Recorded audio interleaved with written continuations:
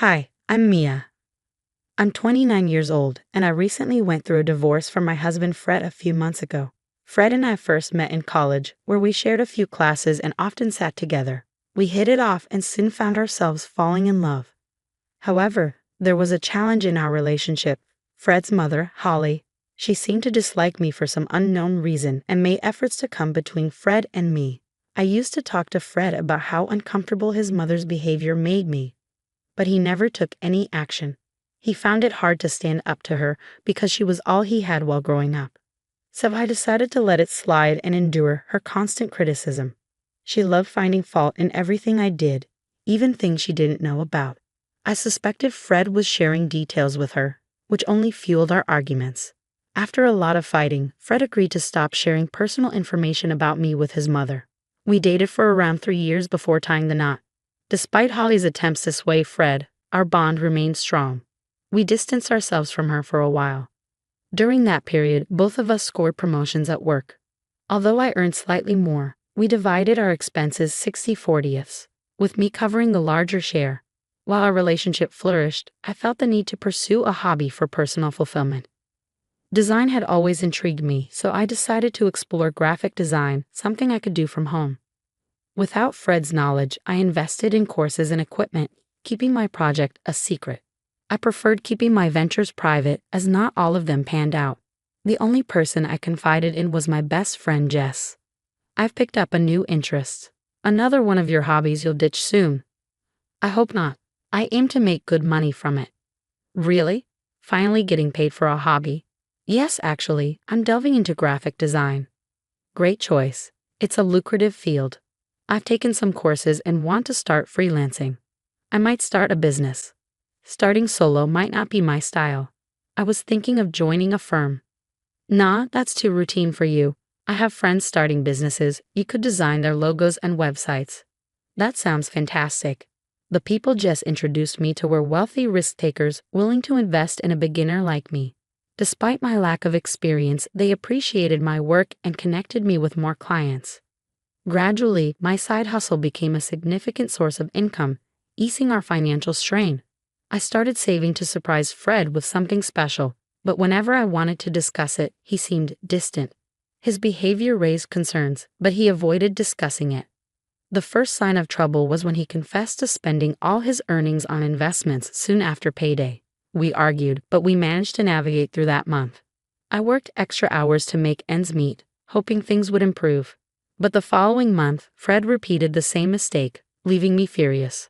How could he squander his money so recklessly? I lashed out in frustration, later regretting my harsh words. I hoped it would prompt him to be more responsible. Yet when it happened again the next month, I felt drained. Despite my efforts, Fred's financial habits persisted. My graphic design gig became our main source of income. But when Fred couldn't contribute for the third month in a row, I reached my breaking point. How could you let this happen again? Haven't you learned anything? I'm just trying to maximize returns, but I messed up. Messed up. Losing your entire paycheck isn't a small mistake.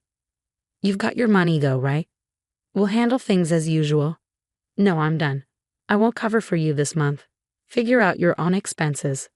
What? You can't do that. And you can't gamble away everything you earn. But here we are. So what? I'm supposed to go hungry and take public transport. We'll have food at home, but you'll have to use public transport since you can't pay for gas. So you want me to look poor? Taking public transport doesn't define your status. Stop acting entitled. If you wanted to drive, maybe you should have thought about your gambling habits. You're selfish and heartless. How could you do this to your husband? What about what you're doing to me? I've been working extra hours to cover for your losses. Can't you see things from my perspective? You have no perspective worth considering. I'm out. I can't deal with you right now. After Fred stormed off, I couldn't understand his behavior. It was then I started suspecting Holly's involvement. While Fred was away, I decided to investigate. Since he had logged into his bank account on my laptop and saved the password, it wasn't hard to access it. To my surprise, he had plenty of money in his account, and his transactions seemed normal. I was puzzled. Why was he hiding money from me? Why the lies? Feeling confused, I checked his messages for answers. The first person I noticed he had texted was his mom, discussing our recent argument. He told her I'd lashed out because he wouldn't give me money, and Holly responded with an "I told you so." It confirmed my suspicions that she was influencing him. She'd always harbored animosity toward me, but I didn't realize the extent of it until now. As I scrolled through their messages, I discovered more. Holly had bombarded Fred with texts about me, highlighting my supposed flaws like being money-driven and only with him for his wealth. Ironically, I was the main breadwinner in our household. It was clear she was getting to Fred. He started texting her about trivial things that annoyed him about me, and she only fueled his complaints. It explained why Fred was growing distant. Eventually, they plotted to cut me off financially. Initially, Fred resisted, but Holly's encouragement wore him down. 2 months ago, he went through with it. He informed Holly about my extra work hours 1 month and our subsequent argument the next, which only worsened things. I was devastated by what I discovered. Unsure of what to do, I sought solace at my best friend Jess's house. She's always been my go-to person in tough times, no matter the hour. Showing up unannounced at 11:30 p.m. understandably alarmed her. After letting me in and settling me with a glass of wine, she asked what had happened. "So spill the beans. What's got you so worked up?" "I've just uncovered some unsettling things, and I'm at a loss for what to do." "Oh, is this about Holly and Fred?" "Yeah. You remember how Fred's been throwing away his money on those sketchy investments for the past couple of months?" "Yeah, it was bizarre." "Did he do it again?" "Yes and no." "What do you mean?" "He's had his money all along but refused to give me any." "What? That makes no sense. You've been shouldering most of the household expenses, right?" "Exactly. That's what's so baffling about his behavior." "Is Holly pulling the strings in this?" "Of course. She's been texting him about my flaws for a while and even persuaded him to stop supporting me.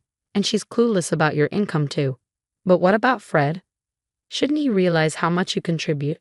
"Apparently not. I'm not sure how to handle this. It's pretty obvious though, right? Cut off this support, then divorce him when he's down. Isn't that a bit harsh, Mia?" "He didn't think about that." "Why are you worried?" "You know what? You're exhausted. Sleep on it, and we'll talk more tomorrow." Jess was spot on. I was utterly drained, both mentally and physically. The events of the day had taken their toll, and all I craved was sleep. Luckily, it was the weekend the next day. Jess and I put on one of our favorite movies, and soon we drifted off. The following morning, we decided to escape from our troubles and indulge in a day of relaxation. We stayed in bed, binge-watching movies and shows, cooking delicious meals, and cherishing each other's company. Despite my efforts to push away thoughts of the previous day, they lingered. I knew I needed this time to process everything. However, that evening my phone rang. Seeing Holly's name on the caller ID made my heart race. Unsure whether to answer, Jess encouraged me to take the call. With trembling hands, I answered. "Hello, Holly. You're despicable." "Whoa, hold on. What's this about?" "You're just after my son's money, aren't you?" "Excuse me? Is that why you cut off his expenses?" "No, he's been squandering his money on those foolish investments. I can't keep supporting his reckless behavior." "Well, that was all a test." "A test? I wanted to show Fred that you're only with him for his wealth, and you proved my point. Don't you think you've crossed a line meddling in our marriage? Who are you to judge me when you're the one chasing wealth?" "Fine. I don't want my son's marriage to fail. What do you suggest we do to fix things?" "I want you and Fred to split everything 50-50ths. Everything." "Are you serious?" "Yes. Let's see how long you can handle it. I'll draft a contract for both of you. Once signed, you must stick to it." "Fine. If Fred agrees, we'll do it. I want a copy of that contract." "Agreed. We'll discuss further on Tuesday." I couldn't believe this was the state of my marriage, and anger surged within me. How dare Holly accuse me of being a gold digger, and how could Fred tolerate it? I'd supported him through everything, even his mistakes and lies. When I shared the call with Jess, she smiled, helping me see the silver lining. Splitting everything evenly meant Fred would have to shoulder his share of our major expenses. He had no idea about my side hustle, which I kept secret until it gained momentum. I wanted to surprise him with its success and buy him something extravagant. Knowing I had a solid backup plan brought me relief in that moment. Tuesday arrived sooner than expected. Jess joined me after we finished work, eager to witness the unfolding events. Upon our return home, we found Holly and Fred already there. Fred was preoccupied with his phone, while Holly sat with the lawyer, tweaking what seemed to be the contract on his laptop. Holly barely acknowledged me, but Fred looked visibly nervous. He tried to signal for us to talk privately in the kitchen, but I brushed him off. Instead, I approached Holly and requested to review the contract. The lawyer obliged, and as I suspected, it outlined an equal split of everything, with the added clause of no financial assistance between us. I agreed and signed the document. It didn't take long before Fred began facing challenges. At first, Fred and I kept our distance, both unwilling to engage with someone who seemed intent on my suffering. But when you share a living space, avoiding conversation is nearly impossible. Fred made efforts to bridge the gap between us, but I initially brushed him off. Eventually, his persistence wore me down, and I reluctantly started talking to him. "Can we please talk? This silent treatment is getting us nowhere." "What exactly do you want me to say, Fred?" "I don't know, but I miss us." "Do you? Then why agree to a contract dividing our finances?" "I wanted to see if you were truly invested in our relationship. Your mother has caused so many issues between us, yet you still believe her. Is this really the best solution?" "Don't speak ill of my mother. And what money do you think I need from you?" "Look, I don't want confrontation. I'm trying to mend things. There won't be any progress until that contract is gone. It's only been 2 weeks since we signed it. I have yet to see any proof that you're not just in it for the money." "You're impossible, you know that?" "Listen, if you're struggling financially, tell me. I'll help. But wouldn't that violate the contract? Besides, I don't want to be accused of breaking it." "Why are you making this so hard? You're the one who created this mess. Can't we just be civil?" "Fine." I could see Fred wrestling with conflicting influences, the beliefs instilled by Holly versus his original values. The Fred I married would never have made such foolish decisions that could harm me. Yet, here he was, obedient to every word from his mother, a decision he'd come to regret. Thankfully, I'd already paid off our major loans that month, leaving Fred in a bind the following month. With my shares settled, I enjoyed financial freedom. I indulged in splurges, treating myself and Jess to lavish dinners, fine wines, museum visits, and cozy cafes, documenting our adventures on social media. Despite inviting Fred to join us multiple times, he always declined due to his financial struggles. Meanwhile, my graphic design side hustle flourished, allowing me to reduce my hours at my day job and even contemplate quitting altogether. Fred's difficulties were evident, even in our groceries. His side of the pantry and fridge often remained empty. While part of me felt sympathy, I couldn't forget that he brought this upon himself. Later, Holly showed up at our doorstep. Jess and I had just returned, so her presence caught me off guard. "Hey Holly, what brings you here?" "Don't act innocent. I know what you've been up to, and I'm calling the cops." "Pardon me? What are you talking about?" "You've been robbing Fred, haven't you?" "Why on earth would I do that?" "Because you're seeking revenge. You're not happy about that contract he made you sign. My poor son has been struggling all month while you're out living it up on his dime. Firstly, your son doesn't have any money for me to steal. Yes, I despise the contract, but let's not forget who's truly responsible for it. You're the one who pressured us into signing it, and now your son is suffering because of it, you liar. I'll be dialing the police right now." "Go ahead. I haven't taken a penny from your son." "How do you have so much money then? Your job doesn't pay that much more than Fred's, and he mentioned you've cut back on hours." "I have another business on the side, a graphic design venture.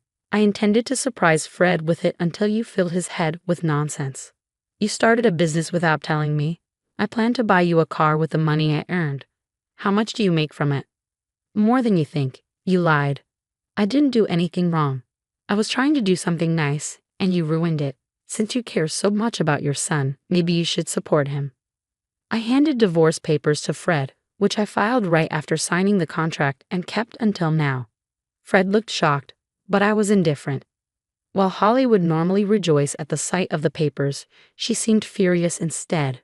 I informed them I'd be moving out in 3 weeks and would continue to split the remaining loan payments, but that was all. Fred pleaded with me, but I reminded him it was his doing. It's been a few months since everything unfolded, and I can happily say I'm free from that toxic relationship. Holly tried to contest the divorce, but with our assets separated by the contract, there was little for Fred to gain.